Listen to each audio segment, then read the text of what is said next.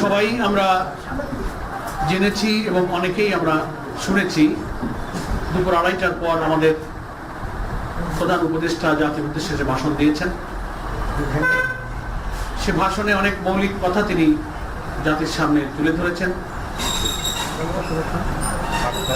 বিদ্যমান রাজনৈতিক যে সংকট, বিদ্যমান রাষ্ট্র কাঠামোকে পরিবর্তন করে নতুন একটি রাষ্ট্র কাঠামোর উদ্দেশ্যে যে সংস্কার প্রস্তাব, যেটাকে জুলাই চার্টার বলা হয়, এবং সেই জুলাই সনদের আইনি ভিত্তি দেওয়ার প্রয়োজনে জাতীয় সংসদ নির্বাচনের পূর্বে গণভোট আয়োজনের যে গণদাবি, তারপরে একটি অবাধ এবং সুষ্ঠু নিরপেক্ষ নির্বাচনের যে দাবি জনগণ এতদিন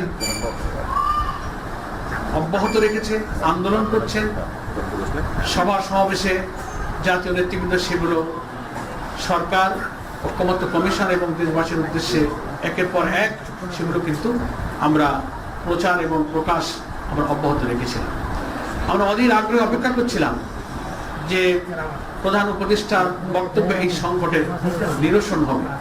জাতি সে আশায় অপেক্ষা করছিলেন, প্রতীক্ষা করছিলেন। কিন্তু আমরা ভাষণে যে বিষয়গুলো পেলাম, তিনি জনগণের অভিপ্রায় অনুযায়ী দীর্ঘ প্রায় 9 মাস জাতীয় ঐক্যমত্য কমিশনের এবং রাজনৈতিক দল এবং স্টেক হোল্ডারদের প্রচেষ্টায় যে সংস্কারগুলো নিয়ে আলোচনা চলছিল, তার ভিত্তিতে জুলাই জাতীয় সনদ সংবিধান সংস্কার বাস্তবায়ন যে আদেশ, এই বক্তব্যে সেটা জারি করার ঘোষণা দিয়েছেন যে সে আদেশ জারি করা হয়েছে এবং ইতিমধ্যেই সেটা গেজেট প্রকাশিত হয়েছে। নাম্বার 1। নাম্বার 2, তিনি গণভোট প্রসঙ্গে জনগণের যে অভিপ্রায় এবং গণ দাবিকে উপেক্ষা করে একই দিনে জাতীয় নির্বাচন এবং গণভোটের ঘোষণা দিয়েছেন। আমরা এখানে বাংলাদেশ জামাত ইসলামীর পক্ষ থেকে খুবই পরিষ্কার করে বলতে চাই যে প্রধান উপদেষ্টার একই দিনে গণভোট এবং জাতীয় নির্বাচনের ঘোষণায় জনগণের আকাঙ্ক্ষা পূর্ণ হয়নি। জনগণের যে অভিপ্রায় ছিল জুলাই সনদের আইনি ভিত্তি এবং জাতীয় নির্বাচনের আগে কি কি বিষয়ে সংস্কার হলো, নতুন প্রস্তাবিত জুলাই চার্টারের ভিত্তিতে সংবিধানের কি কি সংশোধনী প্রস্তাব যাচ্ছে, যে 48টি প্রস্তাবে আমরা সর্বসম্মত হয়েছি, সাংবিধানিক সংস্কার সহ অন্যান্য সংস্কার, এগুলো জাতীয় নির্বাচনের পূর্বে জাতিকে জানাতে হবে, ভোটাররা জানবেন, তার উপরে মাইন্ডসেট হবে, তারপরে তার উপরে হা না মতামত দেবেন। কিন্তু একই দিনে জাতীয় নির্বাচন, একই দিনে গণভোট হলে ভোটার তো সেই জুলাই চার্টার সম্পর্কে অবহিত হয়ে তিনি হা না ভোট দেওয়ার পূর্বে তিনি তো সেটা আগে বুঝবেন, মাইন্ডসেট করবেন, অথচ একই দিনেই তাকে ওই সিদ্ধান্ত নিতে হবে, আবার একটা প্রতীকে তার জাতীয় নির্বাচনের ভোটও দিতে হবে। এটা একটা সংকট তৈরি করবে।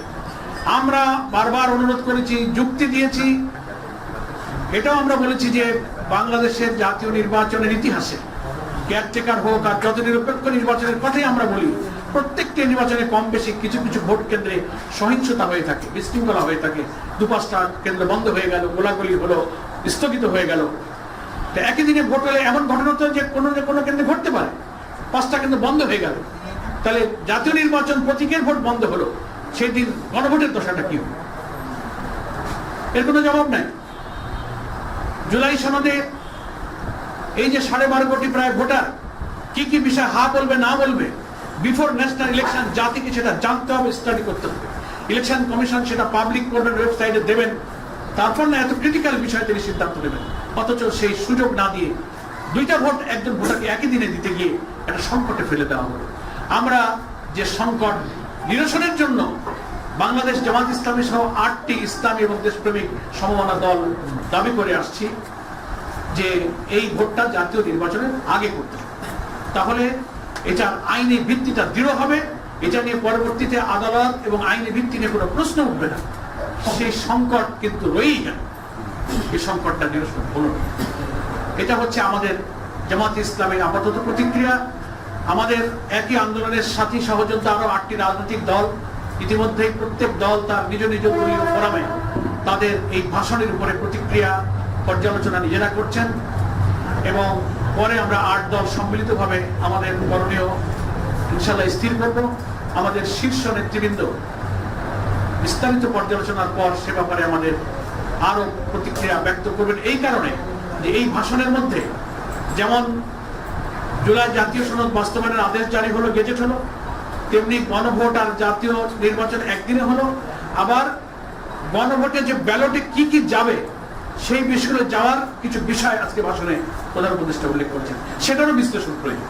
এই জন্য আমরা জামাত ইসলামী আজ সন্ধ্যায় পরে আমাদের সর্বোচ্চ অ্যাপেক্স বডি নির্বাহী পরিষদ সন্ধ্যা 6টায় আমরা আমাদের এই ভাষণের উপরে মূল বিষয়ের গভীরে আমরা পর্যালোচনায় বসতেছি। সেখানে আমাদের লিগ্যাল এক্সপার্টরা থাকবেন।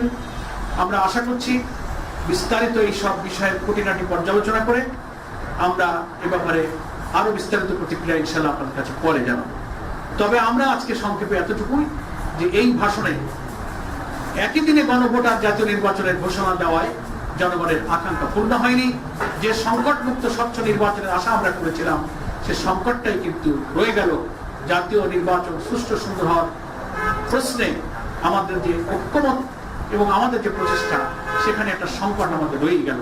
আমি আপাতত জামাত ইসলামী পক্ষ থেকে এতটুকু প্রতিক্রিয়া আমাদের কাছে পেশ করছি। ইনশাআল্লাহ আমাদের আজকের সন্ধ্যা নির্বাহী পরিষদের বৈঠক শেষে আমরা একটা সময় নির্দিষ্ট করব। আমাদের নেতৃবৃন্দ আপনাদের কাছে বিস্তারিত এই ভাষণের উপরে প্রতিক্রিয়া খোলামেলা বক্তব্য রাখবেন। সকলকে ধন্যবাদ।